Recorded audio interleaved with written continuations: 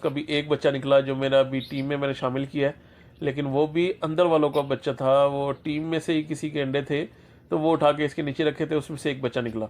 लेकिन अब माशाल्लाह से ये अंडा दे रही है। तो ये इसका फर्स्ट एग है इस दफ़ा का, ये है। ये शुक्र है कि ये अभी का अंडा ये आ जाएगा, और एक अंडा ये अब दे देगी, एक अंडा या तो कल दे देगी या फिर एक दिन छोड़ के फिर दे देगी एक और अंडा। तो उसके बाद इनकी वेट करना है इंशाल्लाह। देखिएगा मौसम तो वैसे भी अच्छा है और इसने बहुत जल्द अंडे दोबारा से आ